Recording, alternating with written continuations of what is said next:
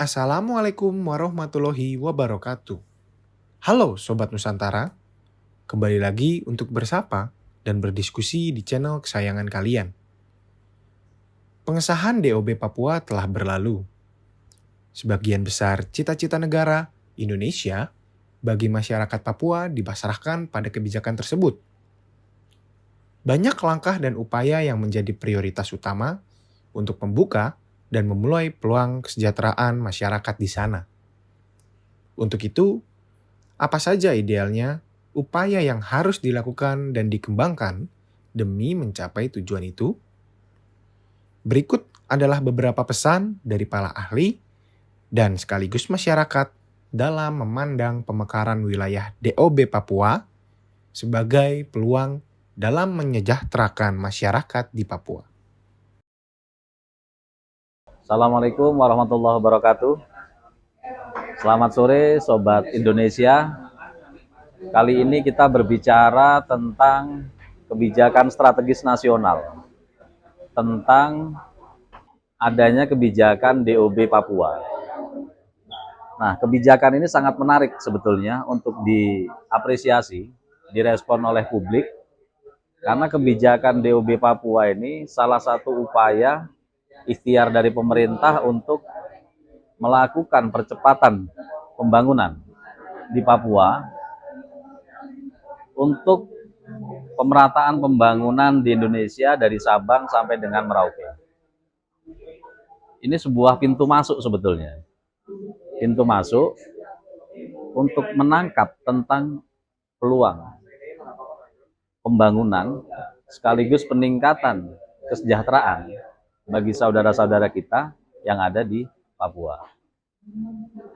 Nah, kebijakan ini sebetulnya adalah kebijakan yang sangat tepat diambil oleh pemerintah pusat untuk menjawab berbagai problematika yang ada di Papua selama ini. Karena kita tahu secara geografis wilayah Papua sangat luas, 3-4 kali Pulau Jawa. Dan secara geografis kondisinya juga banyak pegunungan, laut di sana. Sehingga memang diperlukan kebijakan khusus untuk menjawab tantangan pembangunan yang ada di Papua. Nah, paket kebijakan sudah dibuat oleh pemerintah pusat bersama dengan DPR RI. Tinggal bagaimana pemerintah lokal, pemerintahan Papua, pemerintahan otonomi ini nantinya mampu menangkap sebuah peluang pembangunan yang ada di Papua dengan membuat paket kebijakan yang tepat untuk mendorong sektor pertumbuhan, untuk pembangunan yang tepat sasaran, serta upaya peningkatan kesejahteraan bagi warga Papua. Nah, disinilah diperlukan tantangan, kreativitas kebijakan yang tepat untuk mendorong pertumbuhan, mendorong peningkatan kesejahteraan di Papua. Nah, sehingga pemerintah daerah harus betul-betul tepat dalam memformulasikan sebuah kebijakan yang sesuai dengan kondisi dan kebutuhan yang ada pada masyarakat di Papua. Pertama, mungkin mau tidak mau harus dilakukan riset yang tepat, kajian yang tepat untuk membaca persoalan yang ada di Papua. Yang kedua, dari riset akan terlihat bagaimana potensi ekonomi, potensi masyarakat dalam menghidupkan sektor ekonomi di sana yang sesuai dengan kultur masyarakat Papua. Sehingga nanti akan lahir sebuah kebijakan yang tepat untuk mendorong produktivitas ekonomi saudara-saudara kita masyarakat di Papua. Yang ketiga, untuk menajamkan proses pembangunan di Papua, diperlukan kajian yang utuh, kajian komprehensif dengan melibatkan mungkin para ahli di dalam perencanaan pembangunan dari SDM putra asli Papua. Jadi yang ketiga, bagaimana melibatkan ahli SDM yang ahli dalam bidang perencanaan pembangunan yang menguasai kondisi persoalan masyarakat di Papua, sehingga akan tepat nanti paket kebijakan yang dibuat tepat sasaran untuk meningkatkan kesejahteraan, untuk mengurangi tingkat kemiskinan. Diperlukan adanya kebijakan yang fokus, yang tepat sesuai dengan kondisi masyarakat Papua. Nah, sehingga dari sana kolaborasi dari pemerintah, ahli, kemudian tokoh masyarakat Papua, ini betul-betul lengkap menjadi satu kesatuan konsep pembangunan yang utuh untuk meningkatkan kesejahteraan di Papua. Nah, otomatis ini tidak bisa hanya mengedepankan faktor ego salah satu pihak, katakan pemerintah daerah. Pemerintah daerah harus mengajak duduk bersama dengan para ahli tadi, tokoh masyarakat Papua, untuk merumuskan satu kebijakan yang tepat. Jadi bagaimana ini harus sejalan antara komitmen dan upaya dari pemerintah pusat, ini harus sejalan dengan komitmen yang ada di tingkat pemerintah daerah nantinya.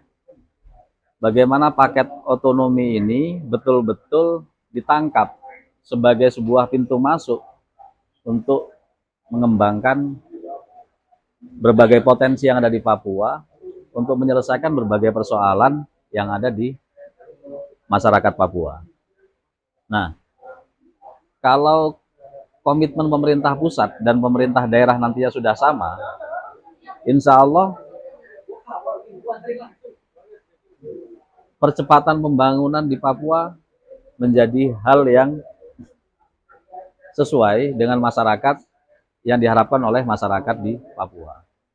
Jadi bagaimana kesungguhan pemerintah daerah Papua untuk merumuskan satu kebijakan yang tepat.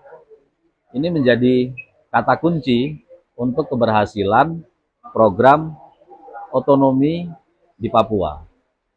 Sehingga betul-betul ke depan dibutuhkan kerjasama lintas sektor, baik antara pemerintah, kemudian perguruan tinggi, kemudian para ahli dalam pemerintahan, dalam pembangunan, serta tokoh masyarakat Papua. Ini harus betul-betul duduk satu forum, menyamakan persepsi untuk mengupayakan satu paket kebijakan yang betul-betul tepat untuk menjawab berbagai aspirasi persoalan yang selama ini dihadapi oleh masyarakat Papua. Nah, semoga kita harapkan tentunya paket kebijakan ini akan menambah satu semangat tersendiri, giroh untuk menyambut pembangunan yang ada di Papua. Ini betul-betul melengkapi pemerataan pembangunan nasional mulai dari Sabang sampai dengan Merauke. Terima kasih banyak sebelumnya. Mudah-mudahan ini adalah cita-cita besar kebangsaan kita. Ini betul-betul mampu melahirkan sebuah kesejahteraan baru bagi saudara masyarakat kita di Papua. Terima kasih banyak sebelumnya. Akhirul kalam. Wassalamualaikum warahmatullahi wabarakatuh. Selamat sore, saudara Indonesia.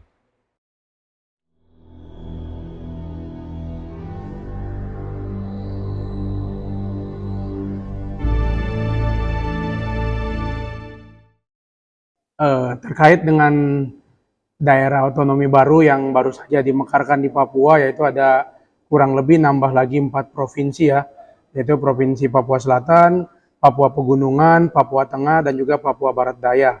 Baik di Provinsi Papua maupun juga Provinsi Papua Barat tercipta ataupun juga terbentuk daerah otonomi baru. Saya kira dalam menanggapi atau merespon daerah otonomi baru ini, kita bukan pada tataran setuju atau tidak setuju terkait diberlakukannya daerah otonomi baru. Tapi yang harus kita perhatikan dan benar-benar lihat adalah apakah pembentukan ataupun juga pemekaran daerah-daerah otonomi baru ini bermanfaat bagi masyarakat Papua atau tidak. Nah, terkait untuk bermanfaat atau tidaknya itu, ya tentu saja kita harus langsung turun ke lapangan ataupun juga melihat secara langsung dampak dari daerah otonomi baru yang memang baru saja dikembangkan pada saat 1 tahun belakangan ini.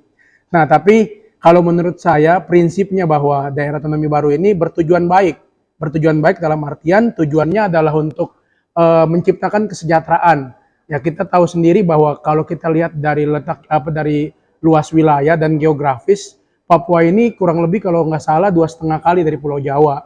Tapi dari dulu sampai sekarang bahkan dari zaman Orde Baru dulu itu provinsinya cuma satu ya, Irian Jaya. Dan kemudian setelah masuk masa reformasi atau era reformasi ya dimekarkan jadi 2 provinsi, ada provinsi Irian Jaya Barat atau Papua Barat dan juga provinsi Papua. Dan setelah hampir lebih dari 20 tahun reformasi bergulir, baru ada daerah otonomi baru lagi. Nah, sementara kalau kita lihat Pulau Jawa, ini kan yang lebih kecil daripada Pulau Papua, ini provinsi sudah ada dari zaman dulu kurang lebih ada 3 atau 4 provinsi. Ya kan, mulai dari Jawa bagian barat sampai ke Jawa bagian timur. Nah, untuk Papua sendiri, ya kalau memang kita lihat prinsipnya dan tujuan utama yang mulia itu sangat baik daerah otonomi baru. Nah, tapi memang kita perlu lihat ke lapangan dalam artian daerah otonomi ini apakah mensejahterakan masyarakat atau tidak. Nah, terkait dengan itu tentunya ya orang Papua sendiri harus dilibatkan ya kan dalam melakukan pembangunan di daerah otonomi baru, baik secara subjek ya kan sebagai subjek ataupun juga objek. Dalam artian mereka yang melakukan pembangunan untuk membangun dirinya sendiri. Ya kan, ya kita lihat ada beberapa apa istilahnya tujuan utama dari daerah otonomi baru ini ya kan, yaitu pembangunan infrastruktur, kesehatan dan juga pemberdayaan masyarakat. Nah, terkait dengan infrastruktur kita lihat selama ini mungkin khususnya pada saat akhir-akhir era pemerintahan Pak SBY dan juga dilanjutkan oleh Pak Jokowi yang sangat pesat membangun infrastruktur di Papua itu sudah sangat baik ya kan. Nah, juga terkait dengan juga kesehatan mungkin kalau untuk infrastruktur pendukungannya sarana prasarana itu sudah sangat baik. Tapi yang mesti diperhatikan adalah pemberdayaan dari masyarakat Papua itu sendiri. Percuma kalau infrastruktur itu dibangun, tapi istilahnya apa ya, tidak rumah sakit dibangun tapi tidak ada dokternya atau bidan atau mantri, ya kan? Nah, oleh karena itu mungkin penting untuk menjadikan orang Papua sebagai subjek maupun juga objek pembangunan di daerah otonomi baru ini. Kalau mereka yang dilibatkan dalam pembangunan, otomatis kan gini, mereka tidak akan lagi pergi ke daerah lain karena mereka seperti pulang ke kampung sendiri dan membangun kampung sendiri. Dan saya rasa banyak generasi-generasi muda Papua yang berkarya dan berkiprah di dunia nasional maupun internasional yang ingin pulang ke Papua. Tapi tentunya memerlukan dukungan dari pemerintah baik di tingkat pusat maupun di tingkat provinsi dan juga di daerah-daerah otonomi baru tersebut. Nah, kalau strategi-strategi yang bisa digunakan, ya banyak strategi yang bisa digunakan, tapi yang perlu dicatat dan diingat, kalau kita lihat teori-teori kebijakan ya, kita karena bicara harus ada sedikit akademis ya, teori-teori kebijakan yang ada seperti yang teori kebijakan dari Nakamura ya kan tentang politik kebijakan itu ada satu apa ya elemen yang penting untuk dilakukan yaitu elemen komunikasi. Nah, bagaimana komunikasi ini dijalankan atau dilakukan dalam menetapkan sebuah kebijakan. Nah, terkait DOB ini tujuannya bagus, tujuannya mulia. Tapi apakah itu yang dibutuhkan oleh orang Papua sekarang ini? Itu harus menjadi pertanyaan juga dan ditanyakan langsung ke masyarakat Papua ya kan secara umum atau kaum-kaum intelektual muda maupun intelektual Papua yang ada hari ini ditanyakan kepada mereka. Nah, kalau tujuannya DOB itu bagus, saya rasa kaum intelektual muda ini akan sangat mendukung dan mereka akan mencoba untuk mensosialisasikan berjalannya daerah otonomi baru ini ke masyarakat Papua secara umum atau secara luas. Nah, ketika terkomunikasikan dengan baik, otomatis pembangunan di daerah otonomi baru ini tidak ada lagi kendala-kendala dalam artian masyarakat sudah menerima dan manfaatnya bisa dirasakan langsung oleh masyarakat. Tapi kalau komunikasi tidak berjalan dengan baik, saya takutkan ada oknum-oknum yang memanfaatkan ya. Ini memanfaatkan, kita bilang oknum bukan secara keseluruhan, tapi ada beberapa oknum yang memanfaatkan miss-nya komunikasi antara pemerintah di pusat maupun pemerintah di provinsi yang sudah ada di Papua ataupun daerah-daerah otonomi baru ini untuk mengambil keuntungan bagi dirinya sendiri. Ya, saya rasa ketika komunikasi ini tidak terbangun dengan baik, oknum-oknum ini akan semakin leluasa untuk mengambil keuntungan. Alhasil terjadilah hal-hal yang tidak kita inginkan di atas bumi Papua.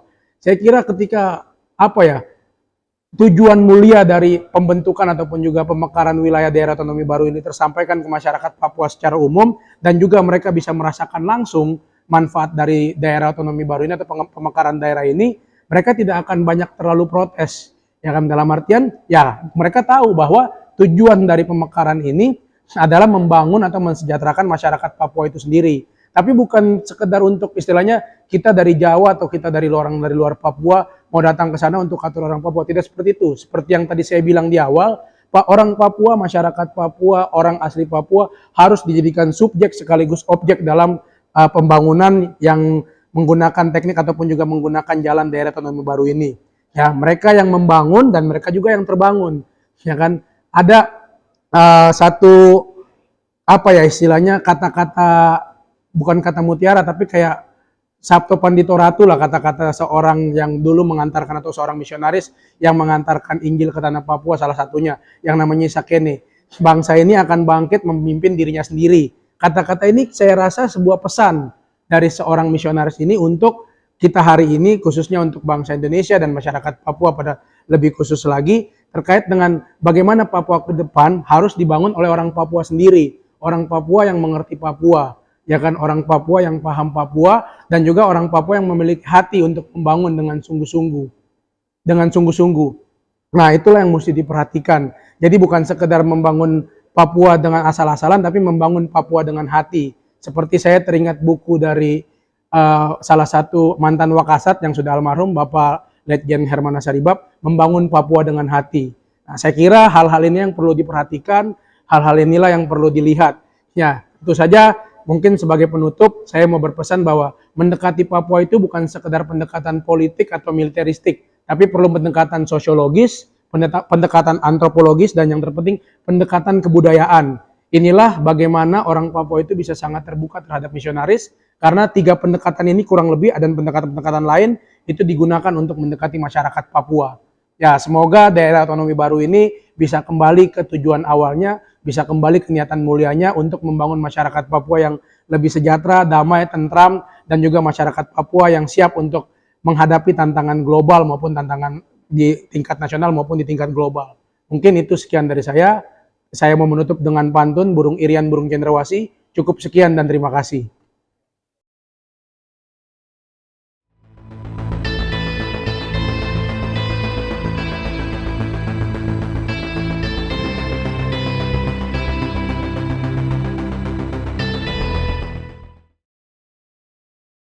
Bismillahirrahmanirrahim. Assalamualaikum warahmatullahi wabarakatuh. Perkenalkan, sapu nama Dewi Kurniawatin, sapu umur 20 tahun. Alhamdulillah, saya asli sebenarnya Jawa, kota Babat, Lamongan, Jawa Timur. Tapi karena saya dari kecil di Papua, saya dari Bintuni, tepatnya Kabupaten Teluk Bintuni, Papua Barat. Nah, saya di sana tuh sebelum saya TK sepertinya. Tapi sapu asli, sapu bapak itu sulama di sana. Jadi sapu bapak tuh dari saya belum lahir kayaknya di sana. Nah, jadi saya di sini di Jakarta, saya kuliah di Universitas PTIK Jakarta. Untuk hari-hari sapu kegiatan, kuliah seperti biasa dan mengikuti banyak program-program dari organisasi-organisasi sosial, termasuk saya mengikuti organisasi HIPMATEP. HIPMATEP itu adalah himpunan mahasiswa Kabupaten Teluk Bintuni. Jadi karena saya dari Kabupaten Teluk Bintuni, saya ikut Orda yang di sana, dan kita ikut kayak semacam sosial eksperimen gitu, sosial bakti. Kalau misalnya ada kegiatan-kegiatan, biasanya kita pergi ke suatu tempat untuk membantu sesama, untuk belajar bersama, untuk berbagi pengalaman gitu. Terus yang sekarang banyak marak dong bicara-bicara di sana bahwa ada DOB yang di mana di sana itu sekarang ada pemekaran-pemekaran dari provinsi yang akan ada gitu. Nah, sebagai seorang masyarakat asli di sana, karena saya termasuk orang asli di sana. Jadi, walaupun saya bukan darah Papua, sapu mama Jawa, sapu bapak Jawa, tapi sapu jiwa nih saya suhut Papua. Jadi kalau dong bilang, kenapa berani ke Jakarta? Karena ya orang Papua harus berani. Karena yang sapu prinsip di sini, saya di sini merantau untuk cari ilmu. Nah, untuk DOB ini saya sangat support dan saya sangat senang sekali.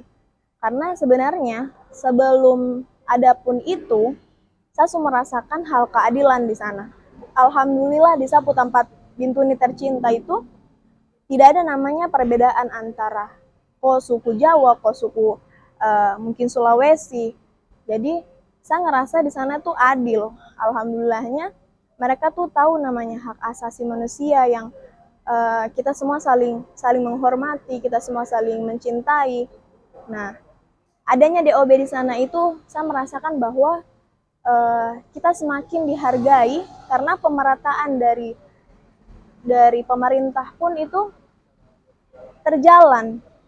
Walaupun sebelum itu sudah ada, karena sapu tempat ini tidak yang di dalam sekali, jadi masih bisa terjangkau. Mungkin kalau di pedalaman sana, bahkan saya pernah ikut namanya MTQ itu, jadi di pedalaman sana masih ada yang jalanan rusak, yang infrastruktur itu kurang baik, pendidikan kurang baik, tapi karena adanya ini, saya sangat setuju, saya sangat bersyukur sekali karena pendidikan insya Allah bisa lebih baik. Jadi yang saya pernah rasakan itu di sana sampai sekarang alhamdulillah karena adanya DOB itu bukan semata-mata untuk pembagian kekuasaan yang dong bilang supaya nanti ada kekuasaan yang baru, siapa pemimpin baru, tapi kita merasakan itu supaya kesejahteraan tuh bersama ada, supaya keadilan tuh semakin ada. Bahkan bukan hanya ada di kota-kota besar sana, tapi kita yang di Papua ini merasakan. Nah, yang saya rasakan tuh di sana alhamdulillah dari saya SD itu karena ketong anak kecil jadi ketong ngerasa ketong dapat tas baru, ketong dapat baju baru itu secara gratis. Padahal ketong ini bukan asli Papua tapi ketong merasakan hal itu tuh yang ada. Sehingga semakin kesini adanya hal tersebut, kita semakin merasakan hal itu semakin ada, semakin maksudnya tuh adil tuh karena kita dianggap gitu maksudnya. Nah, setelah itu saya merasakan bahwa di sana itu kesehatan tuh gratis. Kita kayak misalnya sakit sedikit, kita cek, baru dokter kasih obat, dokter bilang konsul ini, konsul itu. Tapi alhamdulillah itu di sana sebelum ada BPJS malah itu kita gratis. Lah kita jalan lagi pergi ke mana? Ke tempat-tempat yang menurut saya di Jakarta terada tapi di sana itu bagus, tenang. Apalagi kalau misalnya ada program tersebut kan semakin bagus ya, karena kita di sana tuh sumber daya alam tuh banyak, tapi sumber daya manusia yang kurang. Makanya kalau adanya DOB itu, nanti ada pendidikan yang semakin bagus, ketong Pudiri ini semakin bagus, tempat itu bagus, maksudnya Papua itu semakin maju. Yang saya rasakan tuh tempat-tempat semakin maju. Karena apa? Dari dulu itu kita ngadu bahkan ada kantor tapi terada depo orang. Karena tadi sumber daya manusia tuh kurang top begitu, kurang bagus. Jadi nanti kalau sudah adanya ini semua terjangkau, karena kan yang awalnya cuma ada Papua, sekarang terus ada Papua Barat, nanti kalau misalnya ada lagi Papua sebelah mana kan semakin banyak yang dan semakin di mana-mana ada gitu, kita terjangkau. Kalau mau curhat lagi, Sapu tempat itu terada bandara. Ada tapi kecil. Jadi kalau kita dari Jakarta ini anak mahasiswa ke Papua, ke Bintuni, itu ke Manokwari dulu naik pesawat, transit Makassar, transit Sulawesi Selatan itu, terus Manokwari, baru kita naik mobil. Mobil tuh 8 jam. Jadi yang kita rasakan itu baru-baru ini, alhamdulillah, jalan Manokwari, Trans Manokwari ke Bintuni itu bagus. Jadi yang awalnya dulu saya rasakan 12 jam perjalanan sampai di Bintuni tuh sekarang cuma 8 jam. Terus kayak saya bersyukur sekali tercapek-capek juga. Lalu yang saya harapkan semoga adanya ini kita semakin merasakan hal-hal yang belum kita rasakan, belum tong bilang sebagai pelajar sebagai pendidikan kayak semacam terada ini kah apa jaringan di sana tuh saya baru rasakan tuh jaringan 4G belum ini dulu tuh masih 3G terus tiba-tiba 4G dan yang saya pengen sekali kalau memang nanti di Jakarta ini suli 5G kan nanti di sana tuh secepatnya juga karena yang saya pernah ingat itu di bagian Jawa nih dong su bilang ada 3G ada baru sedangkan kita masih rasa H+ nih terus dong bilang sudah 3G dong bilang su 4G lah di kita ini baru-baru saja jadi yang saya harapkan semoga semakin adanya ini semakin baik terus kita semua merata dari ekonominya dari infrastruktur ataupun dari pendidikan dan segala macamnya. Baik, terima kasih itu dari saya. Kurang lebihnya mohon maaf. Wassalamualaikum warahmatullahi wabarakatuh.